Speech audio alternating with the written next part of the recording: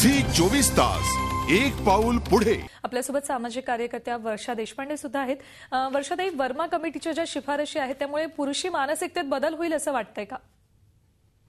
ती पहिली महत्त्वाची गोष्ट लक्षात घेतली पाहिजे की दलितांच्या आणि स्त्रियांच्या अनुषंगाने या देशाच्या इतिहासात किंवा कुठल्याच देशाच्या इतिहासामध्ये मानसिकता बदल कधी झालेला नाही। मानसिकता बदल झाला आणि वन फाईन मॉर्निंग समोरच्या पुरुषाला असं वाटतं की नाही आता मी शहाण्यासारखा वागेन आणि उद्यापासून मी माझ्या बायकोला मारणार नाही असं म्हणणारा पुरुष आम्हाला अजून भेटलेला नाही। कायद्याचा वचक की त्याला रेप केल्यानंतर त्याला जामीन मिळणार नाही, त्याला 100% शिक्षा लागणार, त्याच्या संदर्भाने जी सगळी तहकीकात करून साक्षी आणि पुरावे गोळा केले जातील ते फुटणार नाहीत, न्यायाधीश न्यायाधीशांसारखेच वागतील, सरकारी वकील तोंड बंद ठेवण्याचे पैसे खाणार नाही, हे सगळं ज्या वेळेला इन गिवन सिच्युएशन मध्ये त्या आरोपीला त्याचा वचक निर्माण करायला आम्ही सक्षम ठरू त्यावेळेला आम्हाला न्याय मिळेल। पुरुषांची मानसिकता जगभरामध्ये म्हणजे वेस्टर्न कंट्रीजमध्ये सगळ्यात जास्ती पॅरिसमध्ये की जे सगळ्यात जगातलं सगळ्यात पुढारलेलं श्रीमंत मॉडर्न जगातलं शहर आहे तिथे सगळ्यात जास्ती रेप ॲज पॅरिसमध्ये होतात। याचा अर्थ मानसिकता बदल करून अगदी बरोबर, मानसिकता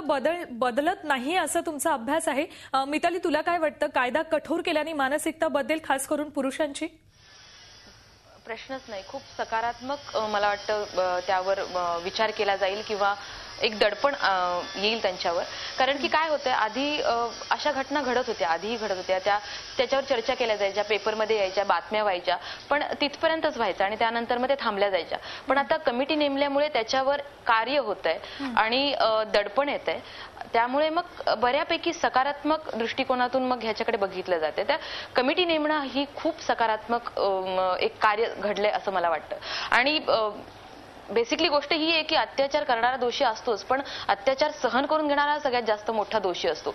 तर मला असं वाटतं की कुठे ना कुठेतरी स्त्रियांनी हा स्वतःचा लढा चालू ठेवला पाहिजे। म्हणजे की छेडछाडीपासूनच जर त्यांनी विरोध सुरू केला तर मग ज्या एक्स्ट्रीम गोष्टी होतात तिथपर्यंत पोचताच येणार नाही।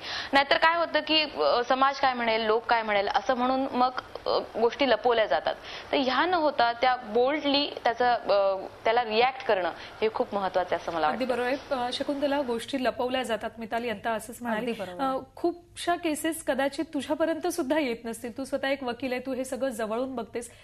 काही केसेस येऊन माघार घेतल्या जात असेल की समाज काय म्हणेल, लोकांच्या भीतीपोटी मुली येत नसतील पुढे, अशा सगळ्या याच्यामध्ये तुला असं वाटतंय वर्मा कमिटीने ज्या शिफारशी सुचवल्यात त्यामुळे मुली पुढे येतील आणि लढायला तयार होतील?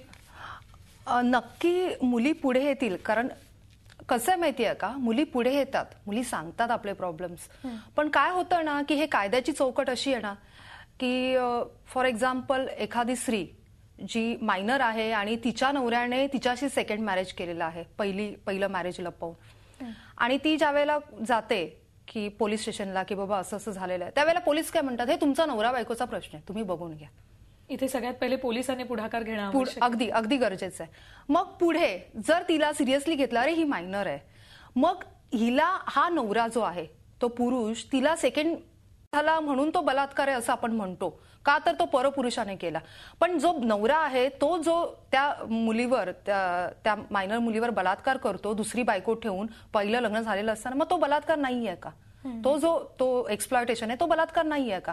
पण आपला जो समाज आहे तो ह्या चौकटीमध्ये त्या रिलेशनला एक गोंडस नाव देतो, नवरा बायको, तो सेकंड मॅरेज असूयात किंवा काही असूयात। आणि त्यामुळे काय होतं की पोलिसांनी जो इनिशिएटिव्ह घ्यायला पाहिजे ह्या केसेसमध्ये, आणि पोलिसांनी जे काय म्हणतात त्याला मॉरल सपोर्ट जो आहे, एखाद्या स्त्रीला जर मॉरल सपोर्ट दिला ना तर ती व्यवस्थितपणे ती कम्फर्टेबल होईल आणि ती सांगेल काय झालंय, कसं झालंय, सगळ्या गोष्टी। परंतु जेव्हा ती स्त्री पोलीस स्टेशनला जाते किंवा तिचे फॅमिली मेंबर्स कुणीही पोलीस स्टेशनला, त्यांची अशा प्रकारे त्यांना इंट्रोगेट केलं जातं की जणू काही ते आरोपी आहेत किंवा जणू काही ते फार मोठा गुन्हा करतात पोलीस स्टेशनला येऊन, असंही बऱ्याचदा होतं।